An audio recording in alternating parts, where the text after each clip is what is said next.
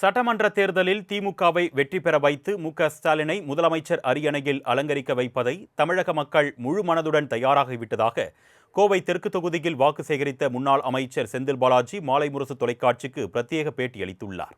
அதனை தற்பொழுது பார்க்கலாம். கோவை தெற்கு சட்டமன்ற தொகுதியை பொறுத்தவரை 11 வார்டுகள் இருக்கு.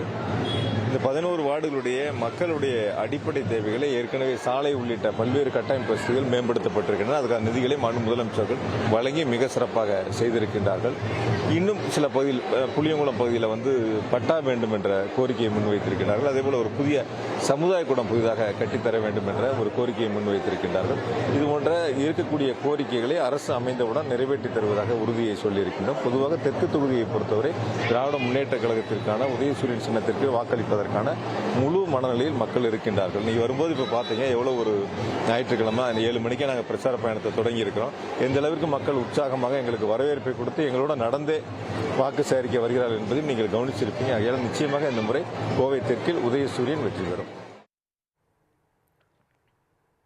சட்டமன்ற தேர்தலில் திமுகவை வெற்றி பெற வைத்து மு.க.ஸ்டாலினை முதலமைச்சர் அரியணையில் அலங்கரிக்க வைப்பதை தமிழக மக்கள் முழு மனதுடன் தயாராகிவிட்டதாக கோவை தெற்கு தொகுதியில் வாக்கு சேகரித்த முன்னாள் அமைச்சர் செந்தில் பாலாஜி மாலை முரசு தொலைக்காட்சிக்கு பிரத்யேக பேட்டி அளித்துள்ளார். அதனை தற்பொழுது பார்க்கலாம். கோவை தெற்கு சட்டமன்ற தொகுதியை பொறுத்தவரை 11 வார்டுகள் இருக்கு.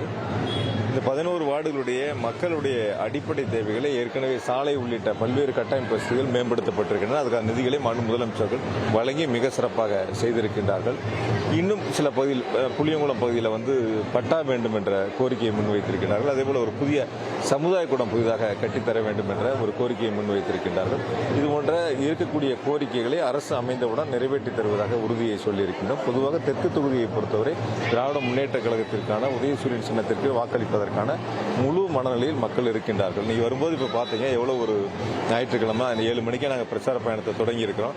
எந்த அளவிற்கு மக்கள் உற்சாகமாக எங்களுக்கு வரவேற்பை கொடுத்து எங்களோட நடந்தே வாக்கு சேகரிக்க வருகிறார்கள் என்பதையும் நீங்கள் கவனிச்சிருப்பீங்க. ஆகையால் நிச்சயமாக இந்த முறை கோவை தெற்கில் உதயசூரியன் வெற்றி பெறும்.